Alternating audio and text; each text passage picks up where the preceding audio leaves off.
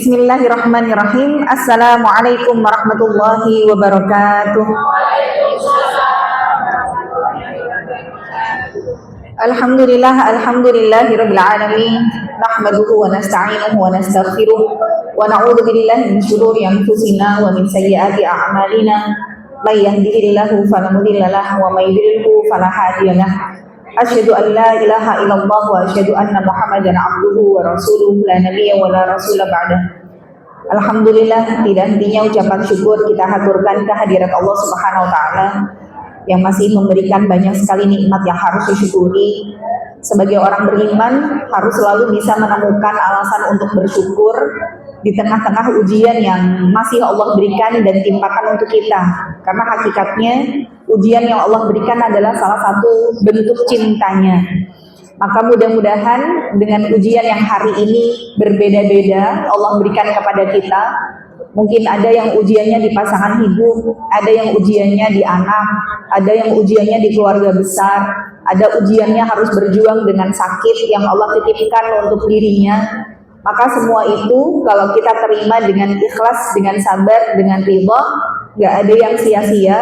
Dari setiap yang kita lakukan menjadi pahala yang akan nanti menjadi pemberat di mizan kebaikan kita dan akan menjadi sarana untuk mengukur dosa kita. Amin ya rabbal alamin. Sehingga kita berharap bahwa kita menuju Allah sudah dalam keadaan bersih. Kalau kemudian kita dalam keadaan bersih, perjalanan kita ke surga tidaklah berat. Karena dosa yang masih kita bawa sampai dengan kematian kita, itulah yang nanti membuat kita harus mempertanggungjawabkan di adab kubur. Dan adab kubur itu tidak ada yang disesuaikan dengan batas kemampuan. Sebagaimana kita di dunia, ujiannya disesuaikan dengan batas kemampuan. Tapi kalau sudah bagian dari ujian akhirat, ujian kubur, maka tidak ada yang disesuaikan. Maka bersyukur sama Allah, kalau hari ini kita masih dicolek sama Allah. Kadang colekan itu nggak membuat kita balik sama Allah, akhirnya kita ditampar bolak-balik gitu ya. Biar sakit sekalian, biar tahu bahwa satu-satunya tempat buat kita minta tolong ya cuma Allah aja. Saat kita meletakkan harapan sama manusia, seringkali manusia membuat kita kecewa. Seringkali manusia membuat kita sakit hati.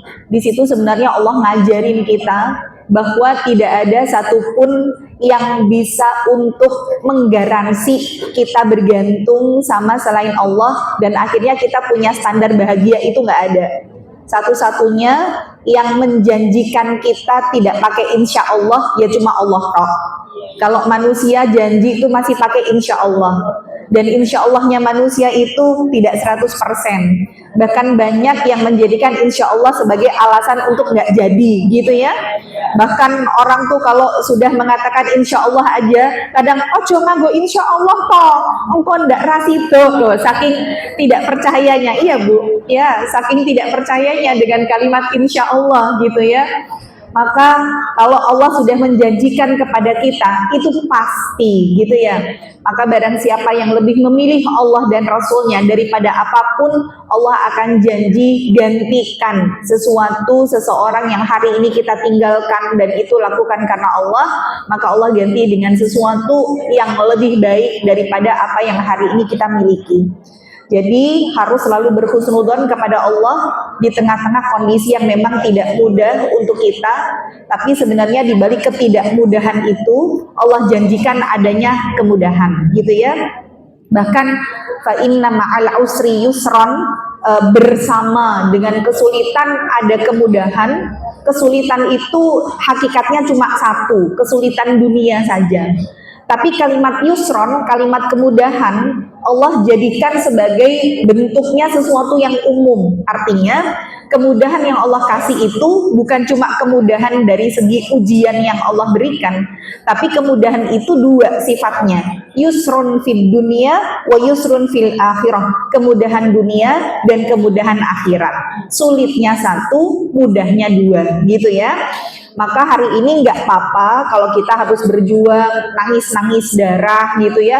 Ibaratnya sampai harus mengorbankan apapun yang kita miliki. Tapi kalau semua kita lakukan karena Allah, nggak ada yang sia-sia.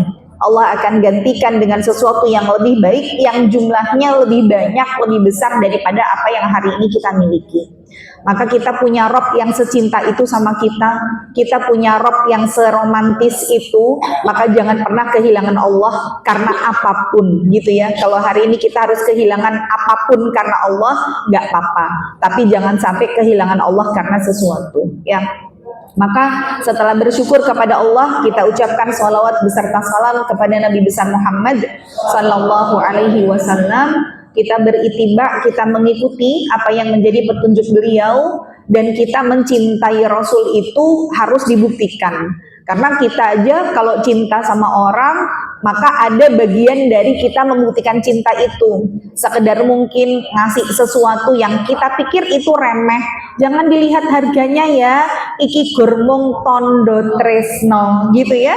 Tanda cinta aja dibuktikan dengan memberi gitu ya. Kadang nitip salam, mengingat, ngikutin, kemana aja diikuti gitu ya.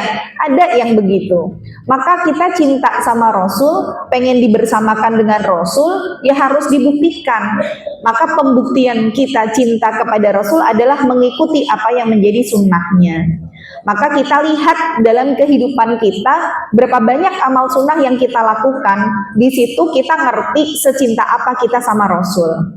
Tapi kalau kemudian kita hanya melakukan yang wajib-wajib saja, nah di situ hoax, ibaratnya ya, hoax, bohong. Kalau kita bilang cinta Rasul, neng sholat sunnah ora gitu ya, sedekah tidak, zikir tidak, sholawat tidak, cinta mana yang kemudian kita buktikan untuk mengaku kepada Rasul cintanya ya. Maka ayo kita belajar untuk bisa mencintai Rasulullah dengan mengikuti apa yang jadi sunnahnya, dan untuk semakin memupuk rasa cinta itu berarti kita harus mengenal gitu ya. Kan tak kenal maka tak maka tak aruf ya, tak kenal maka tak aruf. Jadi kenalan dulu, baru setelah kenalan baru timbul rasa sayang gitu ya. Kan nggak ada orang ujuk-ujuk kenal langsung sayang gitu kan, nggak ada ya Bu ya. Jadi harus ta'aruf dulu. Maka kita belajar insya Allah di masjid ini setiap Kamis keempat tentang sirah sahabiyah. Kita khususkan dulu sahabiyah supaya kita bisa meneladani beliau yang memang Allah jadikan para sahabat wanita itu dari kalangan manusia gitu. Sehingga kalau manusia ya bisa kita ikuti. Para sahabiah ini bukan malaikat. Sehingga kalau malaikat memang karakternya adalah la ya'sunallah ma amarahum wa yaf'aluna ma yu'marun. Enggak bisa maksiat, selalu melaksanakan perintah Allah.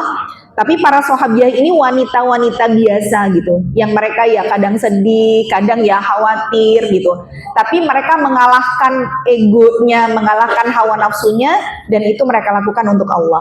Maka hari ini kita akan berkenalan dengan salah seorang sahabat wanita yang namanya mungkin banyak di antara kita belum mengenal karena tidak banyak yang membahas sosok ini. Nama beliau adalah Rubaiyah, ya, Rubaiyah binti Muawwid.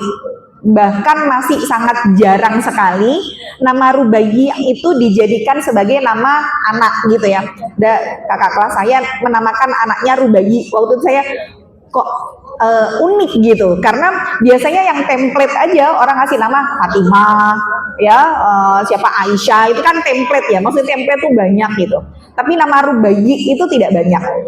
Maka Rubaiyah, R-U-B-A-Y-Y-I dikasih tanda petik atas, Rubaiyah ya, binti Muawwid. Nah, siapakah beliau? Secara ikonik, beliau adalah seorang putri dari pembunuh Fir'aun umat ini. Siapakah yang disebut Fir'aun umat ini? Yaitu Abu Jahal. Nah, nanti kita belajar ya. Jadi kalau di dalam Islam, Abu Jahal, jadi ada musuh-musuh Allah yang sebenarnya namanya tuh bukan itu, tapi di dalam Islam saking hinanya mereka artinya jadi diganti. Contoh, Abu Jahal, Jahal itu artinya bodoh. Tapi nama asli yang terkenal di kalangan orang Arab namanya adalah Abul Hakam. Jadi Abul Hakam itu seorang yang ahli hikmah, yang bijaksana, yang memiliki wibawa gitu ya. Jadi kalau orang Arab itu orang yang memang ditinggikan atau memiliki sesuatu yang dia punya apa ya, hiperbola itu pakainya abu siapa gitu ya. Eh, misalkan di Arab nggak ada durian gitu. Terus anak pondok biasanya mau membahasa Arabkan durian apa gitu, karena kalau di pondok harus pakai bahasa Arab sama bahasa Inggris, kalau enggak nanti kena hukuman. Akhirnya cari, oh duri itu bahasa Arabnya syauk pakai kaf. Akhirnya durian jadi Abu Syauk, bapak duri. Ya gitu. Jadi abu itu memang digunakan untuk sesuatu yang hiperbola gitulah ya. Rambutan juga nggak ada di Arab gitu, tapi adanya rambut itu bahasa Arabnya sya'run, jadi rambutan Abu Sya'ar. Nah kita biasanya begitu gitu ya, jadi Abu Sya'ar bapak rambut. Jadi lahab gitu ya, seperti Abu Lahab. Lahab itu sebenarnya untuk sesuatu yang sifatnya ganteng banget, yo ganteng, yo keren, yo gagah, itu aslinya lahab gitu ya. Makanya Abu Lahab itu sosok laki-laki yang ganteng banget. Disebut Abu Lahab itu bapak kegantengan. Nah, gitu ya. Tapi karena Abu Lahab ini memiliki sifat yang buruk, akhirnya Allah rubah Lahab yang artinya tadinya positif, sesuatu yang ganteng, yang berwibawa, yang semuanya gitu ya, maka diganti dari dalam Al-Quran Lahab artinya jadi api yang menyala-nyala. Nah jadi konotasinya positif jadi negatif, orang sido api gitu ya. Sama Abu Jahal itu sebenarnya bukan nama aslinya Abu Jahal, tapi terkenalnya namanya adalah Abul Hakam. Nah Abul Hakam itu karena dia kepala suku ya, kepala suku yang suka memutuskan sebuah perkara. Jadi memang dia orang yang dimintain pendapat, yang bijaksana gitu ya, yang memiliki pengaruh. Maka dari Abul Hakam itu, karena dia sebenarnya pinter, cerdas, tapi ketika Islam datang, dia tidak mau menerima sesuatu yang baik ini, maka di dalam Islam dirubahlah namanya dari Abul Hakam jadi Abu Jahal, karena jahal artinya bodoh gitu ya. Jadi bukan nama aslinya adalah Abu Jahal. Maka Abu Jahal itu sebenarnya ya kalau dari bangsa-bangsa kabilah Arab memang satu bani atau satu suku yang dia saingan terus sama sukunya Rasul gitu ya. Jadi kalau di Arab itu memang sebelum datang Islam kan mereka sudah banyak memeluk dari agamanya Nabi Ibrahim, dan mereka ini ada suku-suku yang punya keistimewaan, diantaranya misalkan di sekitar Ka'bah itu mereka bukan cuma tawaf di Ka'bah, tapi sekitaran Ka'bah ada sekitar 360 berhala. Jadi mereka tuh tawaf yang ngiterinya yang ngiteri berhala itu gitu ya. Maka ada kelompok-kelompok yang mereka punya keistimewaan, diantaranya mereka nge-servis orang-orang yang haji, datang tawaf ke Ka'bah gitu ya. Di antaranya adalah kabilahnya Rasulullah atau Bani Hashim gitu ya, sama kabilahnya si Abu Jahal ini. Jadi memang kabilahnya Rasul sama kabilah Abu Jahal tuh dari dulu emang saingan terus gitu. Saingan untuk ngasih makan dari orang-orang yang haji, saingan dalam semua hal saingan. Nah ketika dari kabilahnya Rasul itu diutus seorang nabi yaitu Rasul, otomatis Abu Jahal ini nggak bisa dong untuk menyaingi, gimana mau mengeluarkan Rasul dari kabilahnya mereka gitu ya. Jadi itu menjadi salah satu sebab Abu Jahal nggak mau masuk Islam karena gengsi. Sebenarnya sih tahu gitu yang dibawa sama Rasul tuh bener, cuman dia kalau masuk Islam kalah dong pamornya gitu ya, berarti kan aku tunduk dong sama dia. Nah inilah makanya disebut Abu Jahal itu bodohnya dia gitu ya. Maka Abu Jahal ini memang dari awal sudah menampakkan kebencian kepada Rasul. Maka kita berkisah tentang Rubaiyy ini dimulai dari ayahnya yang bernama Muawid gitu ya. Maka kisah dimulai dari sejak perang Badar. Jadi perang Badar itu perang yang memang terjadi pada tahun kedua Hijriyah. Jadi kalau yang menjadikan penanggalan di dalam Islam yang ngebikin ada tahun 1 Hijriyah, 2 Hijriyah itu pertama kali adalah Umar bin Khattab. Jadi peristiwa 1 Hijriyah itu dimulai dari Rasulullah hijrah dari Mekah menuju ke Madinah. Tapi sebelum peristiwa Rasul hijrah dari Mekah ke Madinah itu tidak disebut tahun Hijriyah, melainkan tahun kenabian gitu ya. Jadi nanti kalau dalam sejarah kita bahas tahun ke-5 kenabian, tahun ke-10 kenabian, berarti memang peristiwanya belum hijrah. Contoh misalkan kayak kematian dari Khadijah dan juga Abu Thalib itu di tahun ke-10 kenabian. Jadi Rasulullah ketika diutus umur 40, tahun 10 kenabian berarti usia Rasul 50 tahun gitu ya. Maka di usia 50 tahun Rasulullah kehilangan Khadijah, istrinya dan juga pamannya dalam satu waktu yang bersamaan, hanya beda 1 bulan saja. Abu Thalib meninggal di bulan Rajab dan Khadijah sekitaran bulan Sya'ban atau Ramadan. Makanya di tahun ke-10 kenabian disebut sebagai Amul Huzni atau tahun kesedihan. Baru setelah kematian dari Khadijah dan juga Abu Thalib, nanti Rasul pertama kali hijrah sudah terusir dari Mekah, kemudian hendak hijrah ke Madinah tapi belum bisa.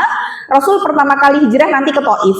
Namun ketika ke Taif itu dilempari batu. Jadi ibu-ibu kalau misalkan sempat umroh napak tilas ke Taif itu benar-benar melihat gimana gunung-gunung yang Rasulullah di situ naikin, dan setiap kali kaki beliau naik satu ke batu dilempar sampai berdarah gitu ya. Nanti ada satu masjid di Taif itu namanya Masjid Ku'un, itu artinya sikut. Nah, jadi pada saat Rasulullah dilempari batu, beliau beristirahat, kemudian kepalanya bertelekan di atas batu sebagai bantalan, dengan sikutnya beliau di atas kepala, di bawah kepala gitu ya. Maka batu itu Allah takdirkan bisa legok, bisa lunak dan membekas sikutnya Rasul. Maka dulu itu kalau di Arab sebagai sebuah monumen atau menandakan bahwa ini ada tempat bersejarah, itu didirikan masjid, walaupun tidak semua masjid itu digunakan untuk sholat. Maka di Taif itu ada namanya Masjid Masjid Sikut, karena di dalam masjid itu masih ada batu di mana sikutnya Rasul bekas gitu ya. Jadi kalau di sekitaran Mekah Madinah mungkin nanti akan kita dapati ada masjid, misalkan di Madinah ada Masjid Abu Bakar, ada Masjid Ali, ada Masjid Ghamamah gitu ya. Itu karena ini dulu rumahnya Abu Bakar, akhirnya dijadikan Masjid Abu Bakar. Oh ini Masjid Ghamamah gitu, Masjid Awan, karena dulu pada saat Rasulullah ditimpa kaum muslimin, ditimpa pacekli, kemudian Rasulullah di situ mendirikan sholat istisqa, tapi belum sempat selesai baru beliau berdoa, udah mendung, hujan turun. Nah, tempat-tempat bersejarah itu kalau di sekitaran Arab dijadikan monumennya itu masjid gitu ya. Makanya banyak masjid walaupun banyak tidak terpakai masjidnya untuk sholat. Jadi kalau di sini kan paling jadi patung, jadi monumen gitu ya. Maka kita belajar tentang Rubaiyy ini, bagaimana kisahnya dimulai dari Muawid atau ayahnya yang menjadi pembunuh dari Abu Jahal. Jadi bisa dibilang untuk membunuh Abu Jahal itu susah banget, karena dia sebagai pemimpin kaum, pemimpin pasukan perang, dan di samping kanan kiri depan belakang itu benar-benar dikawal sama musuh gitu. Jadi sampai para musuh tuh bilang jangan sampai ada yang menyentuh Abul Hakam gitu, kan panggilannya Abul Hakam ya. Jangan sampai ada yang menyentuh Abul Hakam, pemimpin dan komando kami, jangan sampai terbunuh gitu. Jadi mereka memang mengawal Abu Jahal itu dengan sedemikian ketatnya. Nah, nanti awal mula perang Badar itu terjadi sekitar tahun 2 Hijriah. Berarti Rasulullah sudah peristiwanya dari hijrah dari Mekah ke Madinah dan 2 tahun gitu ya setelah Rasulullah hijrah ke Madinah. Maka awal mulanya itu memang Rasulullah mau menghadang dari kafilah dagang Quraisy yang dipimpin sama Abu Sufyan. Namun ternyata Quraisy di situ ada 1000 pasukan, sedangkan kaum muslimin cuma 313. Jadi memang dari segi komposisi pasukan itu tidak seimbang, dan mereka atau kaum muslimin ini nggak siap nih dengan perang besar. Sampai akhirnya awal mulanya itu ada 3 orang yang ditantang gitu ya oleh orang-orang kafir, maju duel 3 orang gitu. Jadi kami kasih yang paling terbaik dari pasukan kami, kaum muslimin juga mana 3 terbaik. Tadinya yang dipilih untuk menjadi duel itu adalah orang Ansor. Jadi kita bedain dulu, kalau disebut Ansor itu mereka orang Madinah gitu ya. Orang Madinah itu kenapa disebut Ansor? Karena mereka menolong orang-orang yang hijrah dari Mekah. Maka orang Mekah yang pergi ke Madinah namanya adalah muhajirin. Nah, jadi kaum muslimin nanti dibagi jadi dua kelompok gitu ya. Ada muhajirin, ada ansor. Muhajirin aslinya orang Mekah, ansor aslinya orang Madinah. Dan memang orang ansor itu memiliki keistimewaan yang luar biasa ya. Bahkan mereka tuh tenggang rasa, tepos liro, sampai Allah tuh memuji mereka, wa kana yu'thiruna ala anfusihim walau kana bihim khasasah. Mereka tuh sampai lebih mementingkan orang lain daripada dirinya sendiri, walaupun dalam keadaan dirinya sendiri tuh butuh. Orang Ansor tuh kayak gitu, Bu. Makanya ibu kalau misalkan umroh haji mendapati vibes ataupun hawa antara di Mekah sama Madinah itu beda. Dan terus terang saya memang merasa lebih damai, lebih nyaman itu di Madinah gitu ya.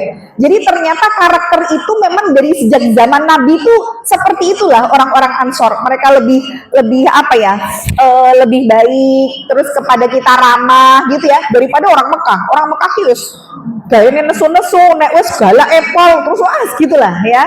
Ya tahu sendiri bagaimana karakternya. Jadi memang dari zaman Rasul itu memang jelas sekali perbedaannya. Maka kita tahu bagaimana orang muhajirin dan ansor ketika orang-orang dari Mekah pergi ke Madinah, kemudian di sana mereka meninggalkan keluarga. Orang-orang ansor itu sampai bilang sama para laki-laki muhajirin, kamu di Mekah meninggalkan keluargamu, kamu meninggalkan pekerjaanmu. Nih, ayo ikut aku ke pasar, aku punya beberapa kios.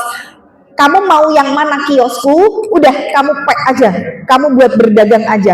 Bahkan aku ini punya 4 orang istri nih. Kamu lihat mana yang paling cantik dan yang paling kamu sukai, akan aku ceraikan dan aku nikahkan dengan engkau. Sampai kayak gitu, Bu. Orang-orang Ansor itu. Jadi mereka tuh sebaik itu gitu ya. Nah, jadi awal mulanya ketika orang-orang kafir itu mau untuk ngajak berduel 3 orang, sama Rasul itu yang maju adalah orang Ansor. Di antaranya si Muawid ini tadi, bapaknya Rubayi. Tapi akhirnya orang Mekah bilang, kami nggak mau dari orang Ansor. Karena bisa dibilang perang ini tuh sebenarnya perang antar suku. Karena kan Rasulullah itu kan orang Mekah gitu ya, bukan orang Madinah kan aslinya beliau. Maka mereka merasa bahwa ini tuh dari kabilahnya ada perang saudara. Jadi kalau orang Ansor tuh ibaratnya nggak usah ikut-ikut lah gitu. Urusan kami sama orang-orang Mekah nih, orang-orang muhajirin gitu. Kami minta 3 orang yang sepadan dengan 3 orang yang kami utus untuk berduel ini. Akhirnya dipilihlah di antaranya Ubaidah bin Harith, kemudian Hamzah sama Ali untuk dipilih berduel melawan 3 orang ini. Nah, dalam waktu yang sangat singkat, akhirnya 2 sahabat yaitu Ali dan Hamzah berhasil menewaskan dari 2 utusan dari orang kafir itu. Sampai akhirnya salah satunya Ubaidah itu kondisinya jadi tinggal 2 nih. Jadi perang sama-sama duel satu orang ya lawan. Namun di situ kondisinya Ubaidah dari kalangan kaum muslimin itu sampai kedua kakinya terpotong. Jadi benar-benar kakinya tuh udah buntung gitu ya. Sampai akhirnya dibopong ya sama Ali sama Hamzah, kemudian di situ akhirnya dibantu dan akhirnya menewaskan salah satu atau 3-3-nya dari orang-orang kafir ini. Nah, ketika mulai kancah peperangan semakin berkobar, ada salah seorang laki-laki namanya Al-Aswad bin Abil Asad Al-Makhzumi itu maju ke depan.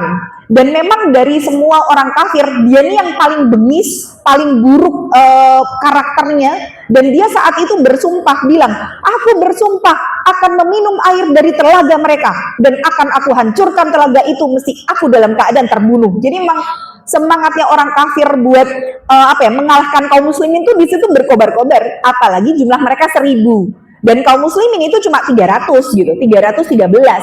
Bahkan mereka benar-benar nggak siap dengan peperangan yang besar. Akhirnya tantangannya si Al-Aswad bin Abil Asad tadi disambutlah sama Hamzah bin Abdul Muthalib. Akhirnya keduanya ini saling berhadapan sampai Hamzah menebas kakinya sampai kedua kakinya itu terbelah dan terpental jatuh. Jadi kita bayangin pertempuran itu tuh bener-bener yang sengit banget. Mereka tuh sampai buntung-buntungan kaki, Bu. Menebas kaki itu emang bener-bener dengan sekali tebasan kutul gitu. Nggak kebayang bagaimana tajamnya pedang-pedang mereka ya. Tapi dari pertempuran sengit itu yang si Al-Aswad ini tadi, karena memang dia bersumpah akan masuk ke telaganya kaum muslimin dan menghancurkan di situ, dia dalam keadaan buntung kakinya, mengucurkan darah kemana-mana, dia masih berangkang, Bu. Berangkang untuk sampai ke telaga itu dan berusaha menceburkan dirinya, dan itu dia mau, oh ini sumpahku gitu, emang benar-benar pengen ngerusak kaum muslimin. Tapi akhirnya Hamzah berhasil mengejar, lalu menebasnya dengan pedang, dan akhirnya terbunuhlah Al-Aswad di dekat telaga itu. Nah akhirnya ini semakin menyulutlah perang Badar. Maka ketika tadi pertempuran sengit antara kaum muslimin ya, sampai salah seorang sahabat atau Muawid itu tadi yang mau ikut berduel tadi, itu juga dalam keadaan posisi yang satu. Jadi pada saat Muawid melihat, jadi dia waktu itu masih pemuda, sampai akhirnya dia sudah ngincer gitu, dia nggak tahu Abu Jahal tuh yang mana, kan itu sudah mulai peperangan. Sampai akhirnya ada dua orang pemuda yang mendekati Abdurrahman bin Auf sambil bilang, ini aku dapat berita bahwa di antara mereka itu ada satu orang yang namanya Abu Jahal, yang dulu itu suka mencaci maki Rasulullah dan memusuhi Rasul. Yang mana orangnya? Akan aku cari, aku kejar, aku bunuh dia, kata dua orang pemuda itu. Nah, si Abdurrahman bin Auf ngelihat kedua orang pemuda ini sampai rasanya kayak nggak percaya gitu ya. Kamu tuh masih pemuda, sedangkan Abu Jahal itu dikelilingi sama pasukan-pasukan yang luar biasa. Kamu tuh nggak akan bisa untuk maju membunuh Abu Jahal. Tapi akhirnya kedua pemuda ini emang benar-benar dalam keadaan siap, walaupun nyawa mereka jadi taruhannya untuk membunuh Abu Jahal. Dan saat itu di tengah-tengah medan pertempuran, Abdurrahman bin Auf itu melihat Abu Jahal sedang memacu kudanya. Terus Abdurrahman bin Auf bilang sama kedua pemuda ini, orang yang kamu tanyakan itu sedang menuju ke arahmu. Nah, jadi dikasih tahu tuh Abu Jahal gitu ya. Akhirnya dengar, oh itu Abu Jahal udah di depan mata, walaupun banyak banget yang menjaga si Abu Jahal ini. Akhirnya kedua pemuda ini langsung mengambil kudanya dan bersiap menghadang, sampai akhirnya salah satu dari keduanya, yaitu si Muawid ini tadi ya, ngejar Abu Jahal, dan saat berada di hadapannya itu kakinya dipukul gitu ya, dibeset dengan sekali pedang, sampai akhirnya Abu Jahal jatuh. Itu kakinya sudah benar-benar sampai sebetis, Bu, dipotongnya. Dan di situ Abu Jahal juga tidak mau diem. Akhirnya anaknya Abu Jahal namanya Ikrimah. Jadi Ikrimah saat itu belum masuk Islam, pada akhirnya masuk Islam. Anaknya Ikrimah melihat bapaknya itu sudah dalam keadaan kakinya buntung, akhirnya mengebaskan pedangnya menuju ke Muawid, bapaknya Rubai tadi, sampai akhirnya tangannya itu sebagian situ itu terpotong. Jadi tangannya tuh terpotong, tapi posisinya tuh masih gandul di kulit gitu, Bu. Jadi klewer-klewer gitu lah. Tapi Masya Allah ya, akhirnya Mu'ad bin Amr al-Jamuh menuturkan, pada perang itu, pada saat itu, Ikrimah yang saat itu masih musyrik menebas lenganku dengan pedangnya dan hampir terputus, dan memang posisi tangannya itu hanya bergantung pada kulitnya saja. Kita nggak bisa bayangin, Bu, itu kayak gimana sakitnya, klewer-klewer gitu ya. Akhirnya Mu'ad bin Amr bilang, dan pada hari itu aku benar-benar berperang seharian penuh, dan tanganku yang hampir putus itu bergelantungan di belakang. Jadi posisinya sudah dia jalan berperang, tapi posisi satu tangan sudah ngelewer gitu ya. Dan dia bilang, ketika tangan itu menyulitkanku, aku pun menginjaknya dan menariknya hingga tanganku terputus. Kita nggak bisa ngebayangin, Bu, itu peristiwanya seperti apa. Kita yang kadang masak keiris aja pisau site, akhirnya nggak jadi masak karena saking kena ini perih, kena ini sahabat tangannya putul gitu ya, ini masih berperang sengit, dia mikir iki tanganku klewer-klewer ngeneki, wes tak idak sisan, itu benar-benar, Bu, tangannya diinjak, dirobek, maksudnya ditarik gitu ya, sampai biar putus supaya tidak menyulitkan. Nah, sampai akhirnya karena memang terluka dengan cukup parah ya Rubai ini, jadi posisinya tadi kan Abu Jahal sudah ditebas kakinya, jadi dia sudah terluka parah. kemudian Rubai juga mengambil pedangnya sampai akhirnya membunuh Abu Jahal di situ. Namun anaknya balas dendam dengan ditebas lagi tangannya sampai akhirnya diputus dari tangannya dan sudah dalam keadaan berdarah-darah dan akhirnya beliau menemui kesyahidannya. Nah, jadi peristiwa perang Badar itu sedahsyat itu gitu ya. Sampai Rasulullah di situ berdoa, ya Allah, ini kalau seandainya kami tidak menang nih melawan mereka, maka tidak akan ada lagi yang menyembahmu. Jadi sampai Rasul itu doa gitu, Bu. Ini kalau engkau tidak memenangkan peperangan antara kami dengan orang musyrik, sungguh tidak ada satupun dari manusia yang mau menyembah engkau ya Allah. Akhirnya di situ Allah turunkan 1000 malaikat untuk membantu Rasulullah dan akhirnya perang Badar kaum muslimin mengalami kemenangan. Tapi ya sudah dalam keadaan begitu, Bu. Makanya setelah perang Badar nanti orang-orang musyrik akhirnya balas dendam di perang Uhud gitu ceritanya. Nah, nanti banyak di antara kaum muslimin yang juga tewas di perang Uhud ya. Karena kondisinya sebenarnya nanti di perang Uhud kaum muslimin itu sudah hampir menang. Rasul itu bilang saat itu jangan turun dari bukit pemanah. Jadi nanti di sekitaran ibu kalau City Tour insya Allah adalah Bukit Uhud. Jadi di dekat Bukit Uhud itu ada namanya Jabal Rumat. Jadi Jabal Rumat itu gunung pemanah. Jadi Rasulullah memerintahkan kepada para pasukan pemanah itu jangan turun dari gunung ini apapun kondisinya. Nah, saat itu yang jadi komando pasukan perang adalah Khalid bin Walid. Jadi Khalid bin Walid saat itu belum masuk Islam, Bu. Dan dia mengalahkan Rasul di perang Uhud itu. Jadi pada saat Rasul bilang jangan sampai turun, tapi karena sudah hampir menang, para pasukan pemanah itu tersilaukan dengan ghanimah atau harta rampasan perang yang banyak punyanya orang-orang kafir. Jadi yang tadinya sudah hampir menang, mereka semua turun dari bukit pemanah dan kesempatan itulah yang diambil oleh orang-orang kafir untuk naik ke atas bukit pemanah, nembakin kaum muslimin dengan panah-panah. Rasulullah sampai terluka parah di situ, sampai giginya tanggal gitu ya, sampai di sini itu satu sahabat gak ada yang gak kena tusukan minimal 70 sabetan. Satu orang itu, Bu. Saking sengitnya itu di peperangan Uhud ya. Makanya nanti di sekitaran Gunung Uhud itu ada satu kuburan yang dikasih pagar ya. Kemudian ditulisin syuhada Uhud gitu. Itu yang tewas semua di perang Uhud itu. Namun ada di antara semua itu yang kita nggak bisa melihat ini makamnya siapa karena memang cuma benar-benar tanah lapang. Jadi di situ ada 3 kuburan nanti yang kita itu ngerti bahwa 3 kuburan ini yaitu Mus'ab bin Umair, kemudian Hamzah bin Abdul Muthalib yang tadi ngebunuh di perang Badar, terbunuh di perang Uhud, kemudian sama Abdullah bin Rawahah. Jadi Hamzah itu perang Uhud benar-benar kisah tentang heroiknya pahlawan-pahlawan yang tewas itu Masya Allah ya. Salah satunya Hamzah itu yang dibunuh sama Wahsy, yang kemudian Hindun itu adalah istrinya Abu Sufyan. Abu Sufyan itu mertuanya Rasul. Jadi Hindun yang mertuanya Rasul, karena nanti anaknya Abu Sufyan yang namanya Ummu Habibah atau Romlah binti Abi Sufyan itu jadi istrinya Rasul. Nah, Hindun berarti mertuanya itu bunuh pamannya Rasul. Hamzah itu kan pamannya Rasul ya. Dan karena dia balas dendam, ngerasa kayak gara-gara Hamzah ini juga bagian dari orang yang ngebunuh keluarganya kan gitu ya. Sampai akhirnya Hindun nanti menyuruh kepada Wahsy untuk membunuh Hamzah, dan si Hindun ini mau balas dendam dengan makan hatinya Hamzah.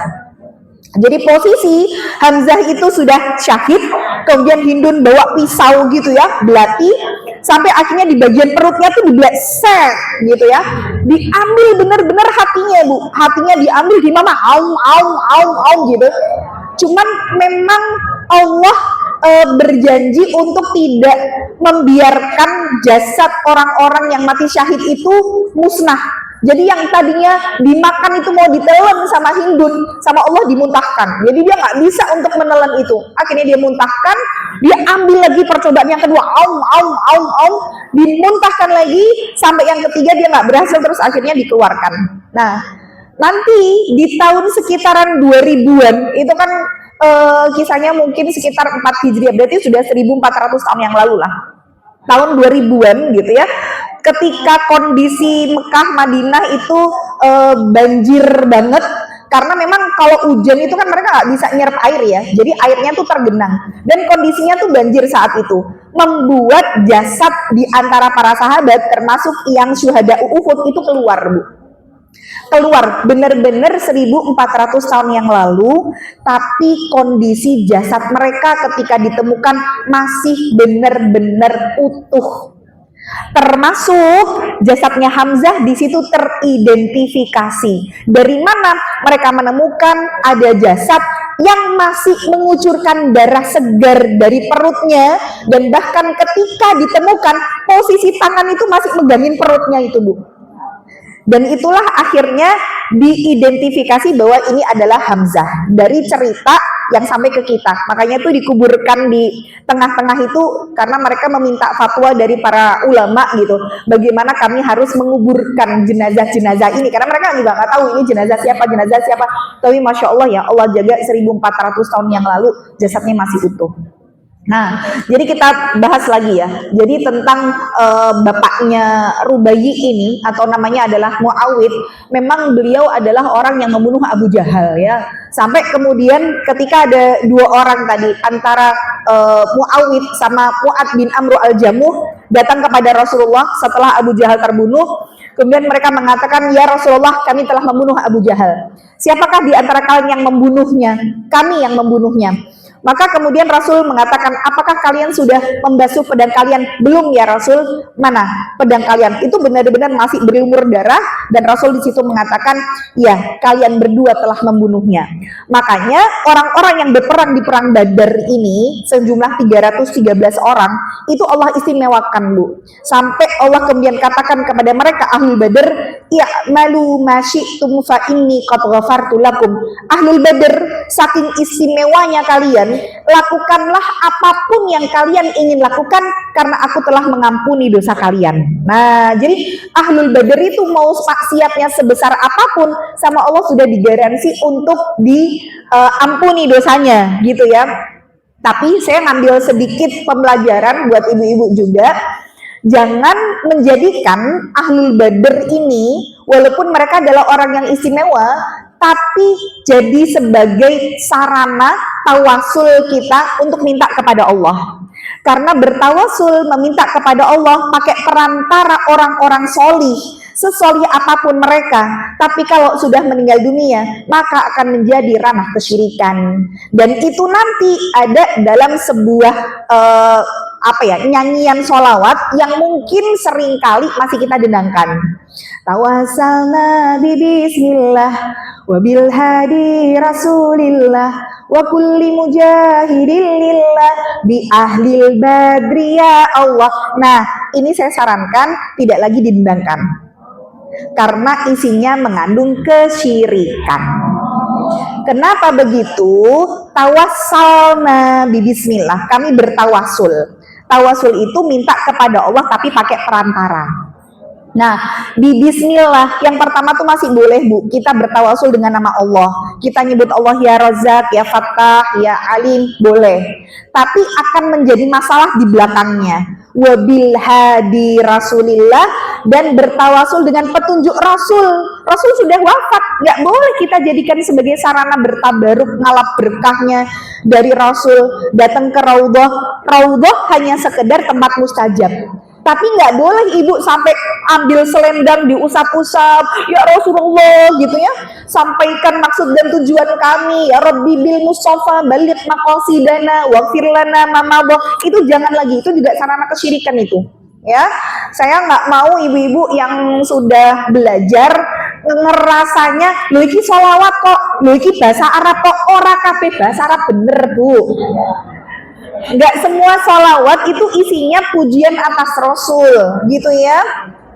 Lah nek semua orang Arab itu kita rasa iki wong Arab loh. Lah Abu Jahal kurang Arab apa, Bu? Iya kan? Abu Jahal kurang Arab apa? Hidup pada masa Rasul, masih kerabatnya Rasul gitu. Tapi kan nggak semua orang Arab itu paham. Wong banyak sekarang aja orang-orang Arab nggak bisa baca Quran. Maksudnya baca Quran nggak ngerti maknanya aja banyak kok gitu. Mereka tuh sampai heran kalau misalkan saya umroh gitu, terus saya ngomong bahasa Arab tuh mereka sampai heran, kok bisa ngomong Arab padahal bukan orang Arab, karena bahasa Arab yang saya pelajari bahasa Arab yang sesuai dengan gramatika Al-Quran, jadi tertata bahasanya. Mereka akhirnya tahu, oh ini kalau enggak guru mesti murid, mesti gitu, karena tidak setiap orang bisa untuk berbahasa Arab seperti Al-Quran, kecuali mereka belajar gitu ya. Maka saya berharap ibu-ibu walaupun mau sholawatan tidak lagi dengan mendengkan kalimat-kalimat yang kita nggak ngerti artinya terus iki sholawat gitu, padahal isinya kesyirikan. Karena tadi ya, tawasalna bi bismillah wa bil hadi rasulillah wa kulli mujahidin lillah bi ahlil badri, ya Allah, dan bertawasul dengan seluruh mujahid-mujahid yang mereka berperang di perang Badar. Memang Allah istimewakan mereka Ahlul Badr ini dengan sudah mengampuni dosa mereka, tapi bukan berarti boleh untuk kita menjadikan mereka sarana meminta kepada Allah dengan doa kita lebih dikabulkan gitu ya. Dan juga tadi ya Rabbi bil Mustafa baligh maqasidana, itu jangan lagi ya, karena itu juga bagian dari ya Rabbi bil Mustafa, ya Allah, Al-Mustafa itu orang yang terpilih, orang yang dipilih oleh Rasul, maksudnya Al-Mustafa itu nama lain dari Rasulullah ya. Baligh maqasidana, sampaikan maksud dan tujuan kami. Nah ini berarti bilangnya sama Rasul. Kita bisa langsung minta ke Allah, tidak perlu pakai perantara orang yang sudah wafat ya. Kalau orangnya masih hidup maka nggak apa-apa, tapi kalau orangnya sudah wafat itu bagian dari kesyirikan ya. Jadi kalaupun mungkin ada yang tidak sependapat misalkan ya monggo saja, tapi yang saya ambil dari pendapat para ulama bahwa tawasul dengan orang solih yang sudah wafat bagian dari sarana kesyirikan ya. Nah, kembali ke sini ya. Jadi memang Ar-Rubayyi itu karena memang memiliki seorang ayah pejuang gitu ya. Itu akhirnya menjadi warisan dalam darahnya untuk beliau pun juga menjadi seorang pejuang. Maka yang dilakukan Rubayyi itu juga ikut berperang pada masa Rasulullah. Jadi para wanita-wanita sahabiah itu mereka ikut berperang, cuman tugasnya ada beberapa di antara mereka yang memegang senjata. Salah satunya Nusaibah binti Ka'ab, itu juga beliau memegang senjata. Bahkan pada saat di perang Uhud sendiri, beliau sampai jadi tamengnya Rasulullah, padahal perempuan gitu ya, pakai baju hitam-hitam berada di kancah peperangan dengan memacu kudanya sambil bawa pedang. Oh, Masya Allah lah, kalau bayangin itu keren banget, keren banget ya. Maka kalau kemudian kita hari ini membandingkan gitu ya dengan kita, oh perempuan tuh di rumah aja, perempuan tuh nggak keluar gini. Para sahabat wanita mereka juga berperang untuk berjihad, walaupun banyak di antara mereka yang ikut berjihad tapi tidak mengangkat senjata, tapi tugas mereka ngasih minum orang yang kehausan, kemudian mengobati luka, sebagaimana yang kita belajar di pertemuan yang lalu. Ada seorang juru rawat pertama di dalam Islam yang dijadikan sebagai nama dari Majelis Taklim ini, siapa namanya Bu? Rufaidah gitu ya. Maka dari situlah akhirnya Rubayyi juga termotivasi untuk menjadi orang-orang yang bersegera untuk menyambut setiap apapun yang datang dari Rasulullah. Jadi Rubayyi ini bukan cuma beliau ikut berperang di peperangan-peperangan bersama dengan Rasulullah, tapi beliau juga generasi awal yang sudah menerima Islam sejak Rasulullah sebelum diutus ke Madinah. Jadi yang membukakan jalan untuk Rasulullah diterima di Madinah itu Mus'ab bin Umair. Jadi Mus'ab bin Umair itu dakwah dulu ke sana, kemudian banyak nanti dari kalangan kaum musyrikin di sana yang akhirnya masuk Islam. Kemudian beberapa di antara mereka datang ke Mekah melakukan sumpah setia atau janji setia, nanti dikenal dengan Baiat Aqobah. Nah, mereka bersumpah setia untuk selalu bersama Allah dan Rasulnya, membela Rasul sebagaimana mereka membela keluarga mereka sendiri, melindungi beliau dari segala bahaya, patuh dalam keadaan suka maupun duka, dan berjihad melawan musuh-musuh Allah. Nah, Baiat inilah yang dikenal nanti dengan Baiat Aqobah. Jadi itu peristiwa Baiat Aqobah sebelum Rasulullah menuju ke Madinah. Jadi dari orang-orang Madinah yang sudah masuk Islam datang ke Mekah untuk menemui Rasul berbaiat. Nah, di antaranya yang berbaiat itu juga adalah Rubayyi gitu ya.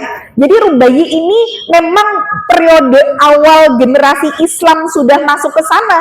Dia sudah mulai masuk Islam jauh sebelum Rasulullah diutus ke Madinah. Maka setelah itu juga Rubai menjadi orang yang juga ikut baiat di baiat Ridwan. Nah, kalau baiat Aqobah tadi dilakukan di Mekah pada saat Rasulullah belum hijrah, sedangkan baiat Ridwan itu yang dikenal dengan baiat pohon gitu ya. Maksudnya gimana? Janji setia sampai mati, dan itu terjadi di tahun ke-6 Hijriah. Jadi tadi perang Badar di tahun 2 Hijriah, setelah itu muncul perang Uhud gitu ya, perang sampai nanti di tahun ke-6 Hijriah. Jadi peristiwa awal dimulai pada saat Rasulullah bermimpi bahwa kaum muslimin itu kondisi kepalanya pelontos semuanya. Itu mimpi Rasul. Nah, padahal mimpi Rasul itu kan menjadi wahyu. Akhirnya Rasul menceritakanlah kepada para sahabat, aku kok bermimpi bahwa kita semua ini kepalanya gundul. Oh, berarti kita diperintahkan untuk umroh ya Rasul. Akhirnya saat itu dari Madinah menuju ke Mekah untuk umroh gitu ya. Dan mereka berjalan bersama dengan 1.000 orang. Jadi bayangin, dari Madinah ke Mekah bawa 1.000 orang, sudah siap untuk umroh gitu ya. Dan Madinah Mekah itu kan kayak Solo Jakarta ya, sekitaran 400-an kilo. Jadi kalau dalam kondisi jalan kaki ya hampir seminggu juga gitu ya. Nah, sampai di tengah perjalanan yang sudah bentar lagi masuk ke kota Mekah atau di sebuah tempat namanya Hudaybiyah, ternyata mereka ini dihadang sama orang-orang Quraisy. Dicegatlah, nggak boleh untuk masuk Mekah, nggak boleh untuk melakukan umroh gitu ya. Akhirnya Rasulullah ngirim salah seorang sahabat, Utsman bin Affan, untuk udah diutus untuk nego sama mereka. Tapi begitu Utsman ini diutus, kok lama banget gak balik-balik. Sampai akhirnya tersiarlah kabar kalau Utsman itu terbunuh. Karena kan ini diutus untuk menuju ke Mekah.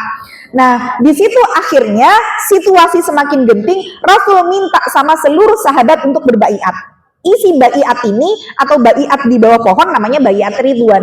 Berbaiat untuk satu, setia sama Rasul sampai mati. Jadi ibaratnya ini bisa jadi nih kita perang nih, kita nggak tahu keadaannya seperti apa gitu ya. Maka bersumpah, berjanji setia sampai dengan mati dan tidak lari dalam keadaan apapun. Nek tiba-tiba kita 1.000 orang ini diserang sama orang kafir, janji untuk tidak lari gitu ya. Udah, kita akan bertempur, berperang wis sampai titik darah penghabisan.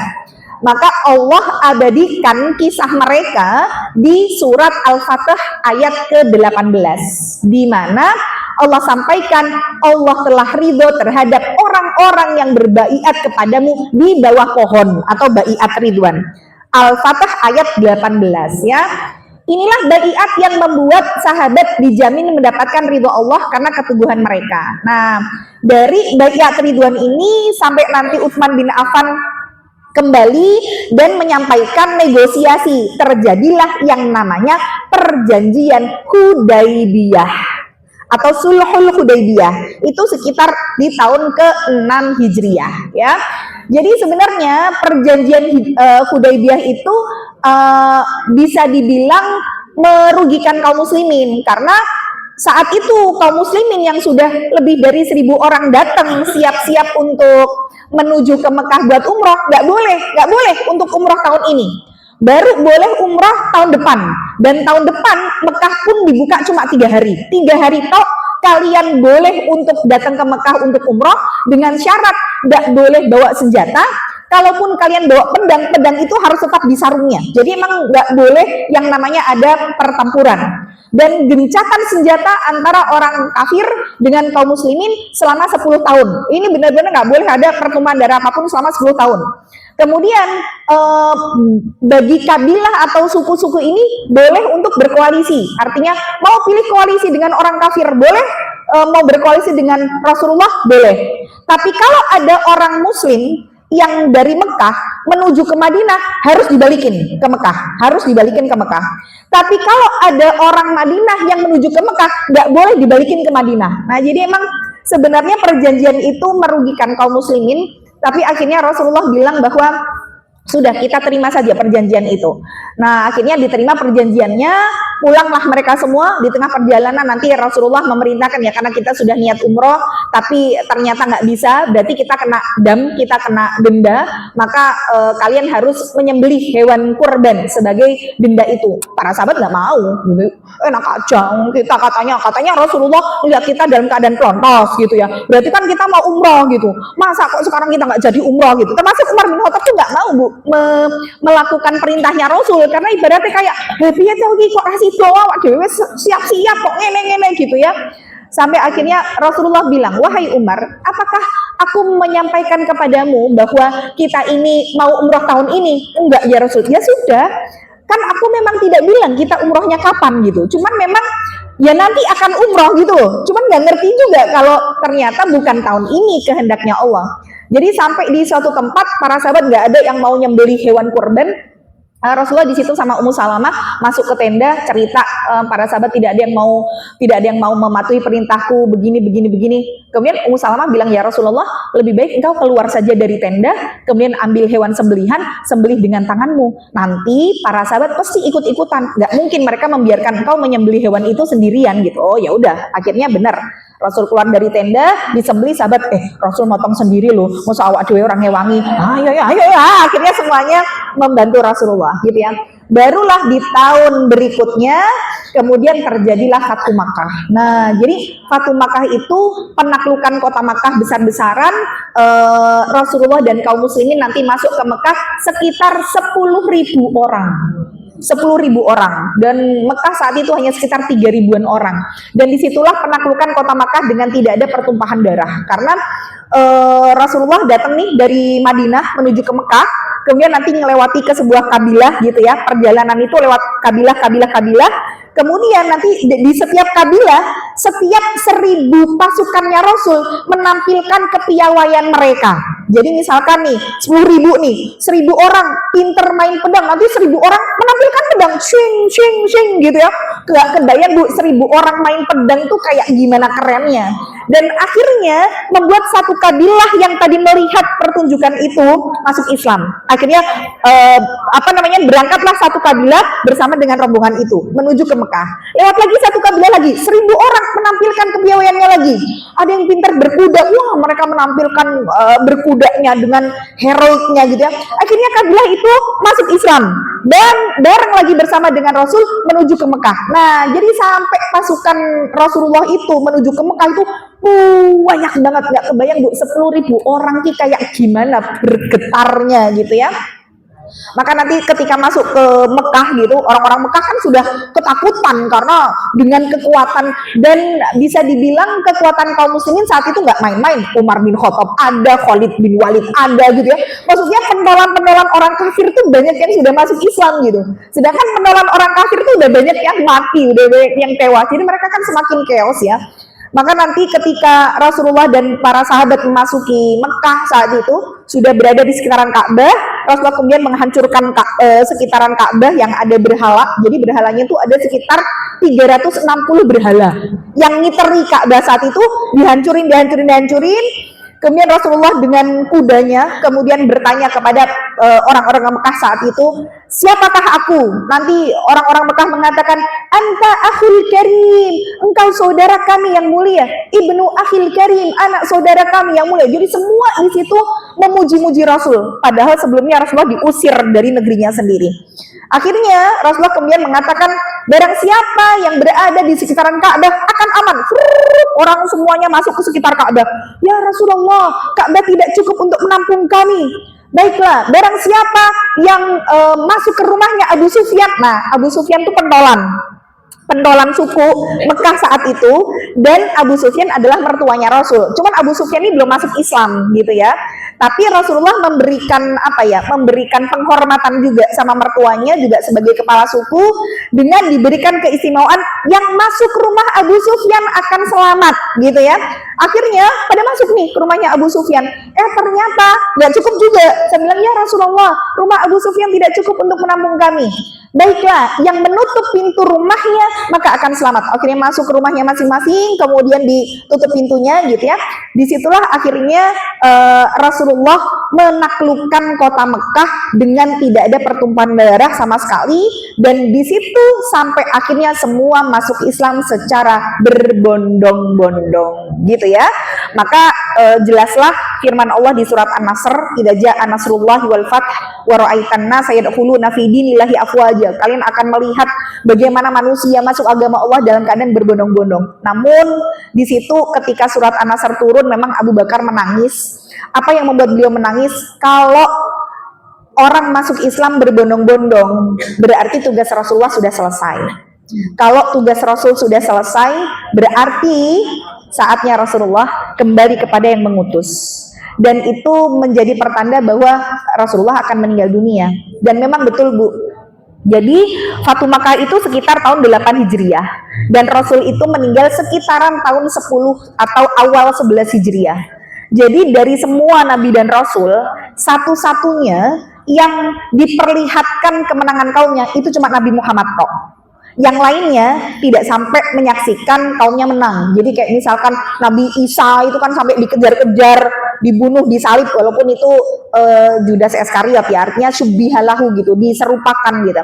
Nabi Musa juga demikian gitu. Jadi Rasulullah itu sempat menyaksikan bagaimana Islam benar-benar sampai di titik dan puncak kejayaan, tapi tidak lama, hanya sekitar 2-3 tahun saja. Nah, jadi setelah nanti Rasulullah meninggal, kemudian Abu Bakar As-Siddiq menjabat sebagai seorang khalifah, banyak sekali di antara kaum muslimin yang akhirnya murtad. Nah, jadi kepergian Rasul itu ngebikin kaum muslimin tuh seolah-olah jadi putus asa, ngerasa kayak kok Rasul meninggal sih, ini kan utusan Allah, kok nggak ada gitu ya. Akhirnya muncullah nanti nabi palsu Musailamah Al-Kadzdzab, sampai akhirnya banyak yang murtad. Makanya Abu Bakar As-Siddiq hanya sekitar 2 tahun saja beliau memimpin, karena memang usianya tidak lama.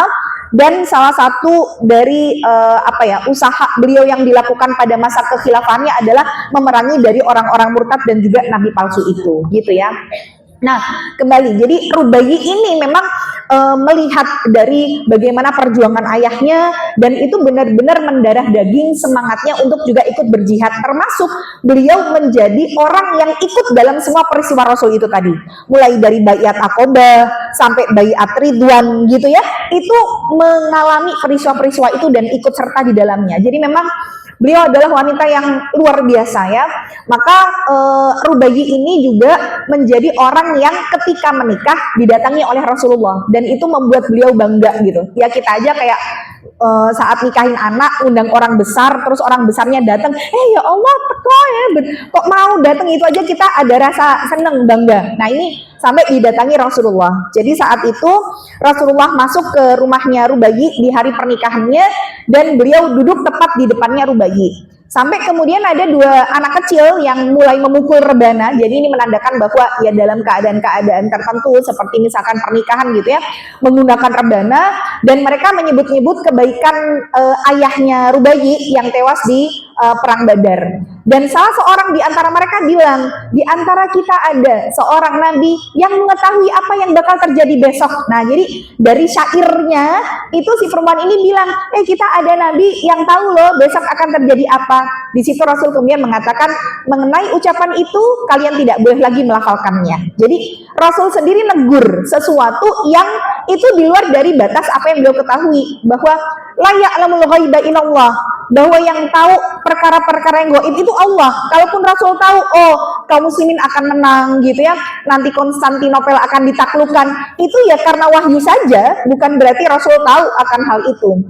Maka akhirnya si anak ini tidak lagi mengatakan hal demikian karena teguran dari Rasul. Dan Rasulullah sendiri juga sering mengunjungi Rubayi, karena memang Rubayi memiliki keistimewaan besar di diri Rasul karena ayahnya tadi. Maka terkadang Rasulullah datang ke rumahnya Rubayi, ikut berwudu dan sholat di rumahnya. Maka hadis tentang wudu itu diriwayatkan oleh Rubayi, karena saat itu Rasulullah meminta kepada Rubayi untuk menuangkan air untuk beliau berwudu. Akhirnya Rubai melihat Rasulullah kalau berwudu mulai dari membasuh kedua telapak tangan 3 kali, membasuh wajah 3 kali, berkumur, beristinsyak 1 kali, membasuh 2 tangan 3 kali, mengusap kepalanya, dan memulai dari bagian belakang kepala hingga bagian depan kepala, 2 telinga, bagian luar dan dalam, kemudian basuh 2 kaki hingga 3 kali. Nah, ini salah satu hadis yang diriwayatkan dari Rubai. Artinya dalam masalah wudhu ya, nanti kalau di fikih belajar bahwa yang dilihat Rubai, Rasulullah melakukan 3 kali. Namun di antara beberapa pendapat, Rasul pernah untuk berwudhu itu tidak 3 kali, tapi 1 kali 1 kali atau 2 kali 2 kali. Nah, nanti diambil sebuah kesimpulan bahwa berwudhu itu tidak harus 3 kali. Tapi kalau misalkan 1 kali kita rasa sudah cukup untuk menyempurnakan, boleh 1 kali saja, 2 kali sunnah gitu ya, 3 kali batasan maksimal untuk menyempurnakan. Artinya kalau wudhunya membasuh sampai lebih dari 3, Rasul bersabda faqad asa Abul Qasim, dia telah bermaksiat kepada Rasulullah. Jadi kalau wudhunya lebih dari 3 itu terlarang, tapi kalau memperpanjang batasan wudhu itu disunahkan. Jadi misalkan ibu yang namanya wudhu dari kaki misalkan sampai mata kaki, tapi ibu pengen nih karena nanti semua anggota wudhu kita bercahaya, aku mau yang bercahaya nggak cuma sampai mata kaki, sampai lutut misalkan, ibu boleh basuh sampai lutut gitu ya. Tangan misalkan sampai siku, tapi aku pengen bersinarnya ngantek kelek, ya nggak apa-apa ibu sampai basuh kelek, nggak apa-apa ya. Nah, itu namanya memperpanjang batasan dari wudhu, tapi nggak boleh lebih dari 3 gitu ya. Maka Rubai ini juga sangat fasih dan mahir dalam menjelaskan sesuatu dengan singkat dan jelas, karena memang beliau juga beberapa meriwayatkan hadis, bahkan beliau juga menjelaskan tentang hadis-hadis itu kepada para sahabat. Maka ketika beliau ditanya sama anaknya, ya wahai ibuku, sebutkan bagaimana ciri-ciri Rasulullah untukku, karena mungkin anaknya juga gak pernah lihat Rasul gitu ya, karena generasi yang melihat Rasul namanya sahabat, generasi yang melihatnya sahabat namanya tabi'in. Nah, bisa jadi ibunya ngelihat Rasul, tapi anaknya sudah nggak ngelihat gitu ya. Maka Rubai mengatakan, sungguh anakku, jika engkau melihatnya, engkau akan melihat laksana matahari terbit. Jadi Rasulullah tuh seganteng itu ya. Sampai Anas, pembantunya Rasul sendiri bilang, aku tidak pernah menyentuh kain sutra yang lebih halus daripada telapak tangan Rasul, dan aku tidak pernah mencium suatu aroma minyak kasturi atau bau apapun yang lebih harum daripada aroma dan baunya Rasulullah. Makanya sahabat itu kalau Rasul keringetan sampai diperes gitu ya, sampai diperes keringetnya itu dijadikan kayak serum gitu, kayak bibit yang dicampurkan sama minyak wangi mereka. Sampai sahabat tuh bilang, sungguh wanginya Rasul itu, aroma keringatnya Rasul itu lebih harum daripada aroma kasturi sekalipun. Tapi jangan coba-coba ibu keringatnya sendiri ya. Nanti dicampurkan malah tambah orang muntah-muntah ya. Nah, ini ya, jadi Rubai itu memang memiliki keistimewaan dan beliau lahir kepiawaiannya dari ayahnya. Maka beliau menjadi seorang wanita yang bisa kita teladani. Beliau bukan cuma sebagai seorang wanita pemberani yang ikut bersama dengan Rasulullah di beberapa jihad, tapi juga beliau wanita yang cantik, baik perangainya, kemudian beliau juga rajin sedekah, tekun sholat, sangat menjaga lisan. Rumahnya pun jadi tempat untuk perempuan-perempuan belajar bagaimana tata cara berwudu, menuntut adab, belajar tentang hal-hal jihad ya. Maka pelajaran besar dari Rubai, beliau satu, berkontribusi besar dalam dakwah ya. Jadi seperti apapun Allah memberikan kepada kita potensi. Artinya potensi itu ada yang mungkin potensinya dengan tenaga. Ambil dengan tenaganya semuanya untuk dakwah. Yang punya ilmu, berikan ilmunya. Yang bisanya harta, karena aku tenaga nggak punya, ilmu nggak punya, tapi aku punya harta. Ambil bagian dari harta itu ya. Maka wanita sebenarnya hebatnya itu bukan menjadi dirinya yang hebat, tapi wanita hebat itu wanita yang bisa menghebatkan orang-orang yang ada di sekitarnya ya. Kita mungkin bisa menghebatkan suami, hebatkan suami. Punya anak, hebatkan anak. Nggak punya anak, nggak punya suami, menghebatkan siapa? Hebatkan orang lain yang mungkin bukan ada hubungan apa-apa dengan kita, tapi semua tujuannya satu, untuk Allah ya. nanti sebagaimana Ibunda Asiyah yang beliau sebagai ibu ideologis karena memang nggak punya anak, suaminya juga Fir'aun, bapaknya juga tidak dikenal gitu ya, sehingga beliau mengambil anak untuk dididik sampai akhirnya jadi nabi. Maka Masya Allah, pelajaran besar dari beliau. Maka yang pertama, beliau berkontribusi besar dalam dakwah. Yang kedua, ketegasan dalam syariat. Jadi pernah saat itu Rubayi ini memukul seorang budak wanita sampai berdarah, dan saat itu Rasulullah kemudian menjadikan peristiwa kisos, namanya kalau membalas itu namanya kisos ya, untuk Rubayi juga dihukum sebagaimana dia melukai orang lain. Maka kaumnya di situ terkejut, Rubayi gitu, wanita yang mereka cintai, yang juga memiliki kedekatan sama Rasul, masa dikisos gitu. Kenapa Rasul tidak memaafkan? Tapi Rasulullah mengatakan dengan tegas, kitabullah adalah kisos. Nah, jadi dari sini Rubayi pun belajar bahwa syariat itu berlaku untuk semua manusia tanpa pandang bulu.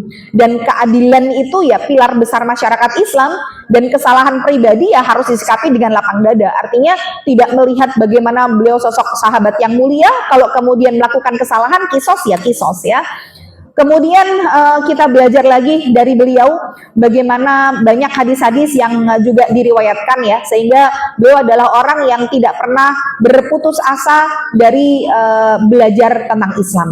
Maka dari Rubayi ini kita mengerti bahwa bukan menjadi ahli ibadah saja dengan memperbanyak puasa, banyak qiyamul lail, tapi juga bagaimana kita sebagai seorang wanita belajar dan mengajar dari apa yang kita sudah ketahui, walaupun sesedikit apapun ilmu kita ya. Maka Rubayi beliau wafat di Madinah setelah para sahabat-sahabat Ansor banyak yang meninggal dunia, dan di beberapa riwayat dikatakan beliau meninggal di sekitar tahun 37 Hijriah, ada yang mengatakan tahun 45 Hijriah. Jadi Rasulullah itu meninggal di tahun 11 Hijriah sekitarnya, dan Rubayi itu berarti sekitar 26 tahun setelah Rasulullah wafat. Nah, jadi memang umur beliau cukup panjang ya untuk menjadi salah seorang sahabat. Maka inilah kisah tentang Rubayi ya, seorang wanita yang memiliki keistimewaan ayahnya menjadi salah seorang dari pembunuh Fir'aun umat ini, yaitu Abu Jahal, dan kita meneladani banyak dari kisah kepatriotan beliau. Semoga Allah meridhai dari para sahabat, dan sahabat dikatakan radhiyallahu taala anhum wa radu'an, orang-orang yang Allah ridhoi gitu ya. Allah ridho sama mereka, mereka ridho sama Allah. Nah, ini ada sedikit tambahan saja. Jadi beberapa waktu yang lalu ada salah seorang murid saya, mahasiswa yang saya kalau di perkuliahan ngajarnya materinya akidah. Jadi saya bekali anak-anak di akidah untuk mereka nanti di luar seperti apa. Ada yang nanya, Ustadzah, karena dia ditugaskan di salah satu pesantren yang mungkin selama ini tidak seperti pemahaman kita. Dan di situ dia bilang, Ustadzah, ini mengundang salah satu pengisi kajian ya dengan satu ormas tertentu gitulah ya. Kemudian ditaruh di belakangnya nama orang tersebut itu RA, radhiyallahu anhu. Terus akhirnya murid saya nanya, gimana ya Ustadzah, kok ini ustadznya digelari RA gitu ya, boleh atau enggak? Kalau misalkan itu memang tidak boleh, dalilnya apa? Dan kalau ternyata mereka memang salah, boleh enggak kalau saya menyesatkan mereka? Saya katakan bahwa kalimat radhiyallahu anhu itu terbatas dan terspesial untuk generasi para sahabat saja. At-Taubah 100 itu Allah sebutkan radhiyallahu anhum wa radu'an. Yang Allah ridho sama mereka, mereka juga ridho sama Allah, itu cuma generasi sahabat. Nah, kalau kita orang biasa menggunakan kata radhiyallahu anhu, itu yo ora matok jane ya. Karena itu bagian dari sesuatu yang sifatnya pengkhususan sahabat gitu ya.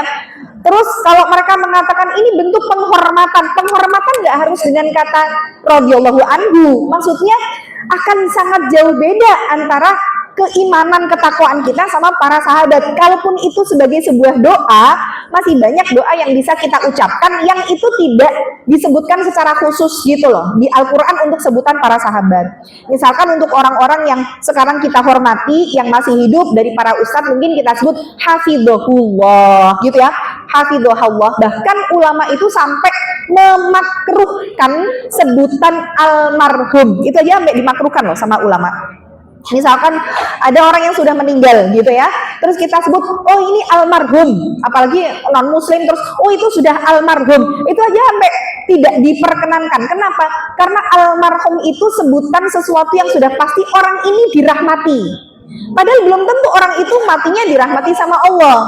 Jadi lebih baik diganti dengan doa gitu ya. Gimana diganti dengan doa? Allah yarham. Nah itu lebih afdol daripada sebutan almarhum. Misalkan Ustadz ini Allah yarham, ini Allah yarham gitu ya. Jadi ada memang sebutan-sebutan yang dieksklusifkan, yang kita nggak boleh mengambil sebutan-sebutan untuk orang-orang kita hari ini. Salah satunya adalah sebutan untuk para sahabat ya, radhiyallahu taala anhum. Ini mungkin yang bisa saya sampaikan. Semoga apa yang disampaikan bisa memberikan inspirasi dan membuat kita lebih kuat lagi menghadapi ujian-ujian yang sebenarnya ujian kita dibandingkan ujian orang-orang terdahulu itu nggak ada apa-apanya gitu ya. Semoga dengan kita mempelajari kisah mereka, kita timbul rasa cinta sama mereka dan kita dibersamakan dengan orang-orang yang kita cintai. Amin ya rabbal alamin. Barakallahu fikum wabillahi taufiq wal hidayah. Wassalamualaikum warahmatullahi wabarakatuh.